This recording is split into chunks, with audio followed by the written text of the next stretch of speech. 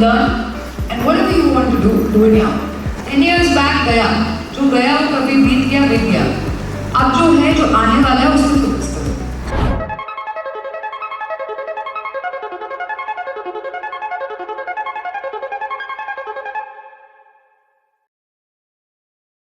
What would you tell yourself 10 years ago? Frankly speaking, एक हिंदी में कहावत होती है कि मेरी बुआ की मूछें होती तो फूफा होते.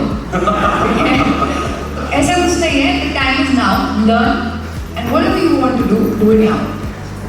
10 years back गया, जो गया वो कभी बीत गया, अब जो है जो आने वाला है उसको फोकस करो.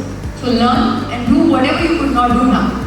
How do you build confidence in your team during tough times? The first thing to do is deliver your vision and see where you really want to reach. At the end of the day, whether I started with my online growth business amongst within a family business environment, my job was to fix the entire online ecosystem, which meant dealing with returns, which meant dealing with a D2C website, which meant dealing with logistics, which meant dealing with a broken attribution system. It meant also dealing with broken reporting systems, right? Because we were a growing company and we're still growing. So essentially, for me, all of this came from a certain vision. I would see that, hey, we are at X today, but we want to be 10X by probably 2 years, right?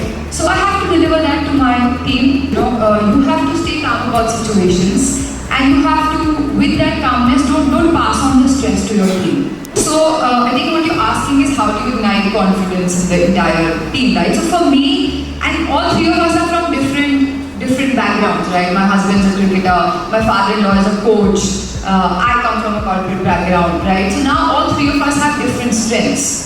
Now, obviously, we played to my strength and put me in online growth and brand strategy, because that's essentially what I did for good 12 to 13 years, right?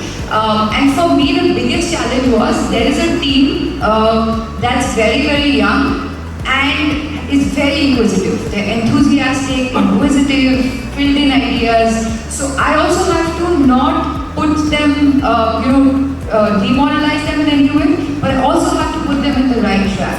Because every idea that you might have is not executionable, but there are certain ideas that would be great. So for me, I think the biggest challenge was to sort of let them know my vision, right? Because if your team is not clear about what you essentially wish to achieve and where do you as a team, where do you see yourself? That becomes the biggest moment of demoralizing or not giving them confidence. So can someone else give you confidence? Amazing when you say that, the life I've led. So I was at a point where I've sat in an offsite and listened to a lot of people, and it's amazing that I sit here today and I can share my experience, right? So to me, I have built my confidence in three very, very different rooms. One of them being, launching my tech company in 2022, co-founding it along with my husband, which is something that we founded in the category of real money gaming. And, confidence came when essentially I was leading a team of engineers without really having an engineering degree on my side, leading them to make an actual scalable product. Why? Because I had my product and decision making in place.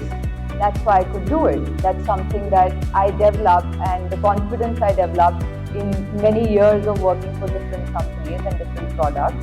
So I think a lot of that confidence came from delivering actual results. So when you say that yes, can somebody ignite a confidence in you? Definitely. At an early stage, someone gives you that morale, someone gives you a start, is a great confidence ignition for yourself. But can that someone consistently give you that support or that confidence? Not really. Someone can give you a door, but what walks through that door is what you need to decide. What's your confidence hack before a big moment? I'll tell you something. Nervousness will creep in everything you do. It's a very human emotion. Very human. It's just like, feeling angry, happy. Nervousness is very natural, But there's a formula I followed since my childhood. Okay, it's very boring, very orthodox, but the truth is over-prepared. If you have studied enough, there's nothing that will come at you which is out of syllabus, right? As a kid, you went to school, you gave exams, and sometimes you came back to your parents and said, "वो तो syllabus में ही नहीं था." But जब आप over prepared होते हो ना, तो सब कुछ आसान लगता है. अरे, the exam was easy. अरे, that meeting was easy. So I'm little bit orthodox, boring. I like to stick to my plans and my strategies. I will over prepare. I'll think about that meeting. I'll think about that topic for 50,000 times. And then my nervousness is naturally not going to win because I am over prepared, you know.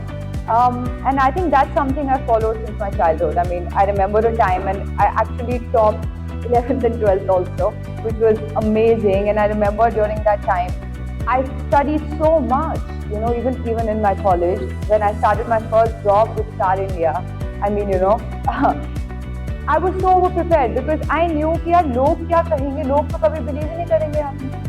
They will until you prove something, nobody believes you. It's for everyone, for big tech stuff, or for people like you trying to invest in the right startup. For people like me who did start their life and started a startup from a corporate career, people will never believe in you. So you will be nervous. I think one of the biggest self-confidence I got is to do things that no one believed I could do, right? I didn't have a formal training, led engineering team to, make a product. A lot of people in many ways have thought things that you can't do this. So I think my confidence also comes from there. I actually battle with nervousness a lot of times, Probably I'll fumble a word, maybe I wouldn't know what to say. But I always go back to the strategy that I prepared, So I think being over-prepared is great. Please be over-prepared. Whether you're in a corporate world, whether you're a startup, going to an investor, or anything, be over-prepared. It's good.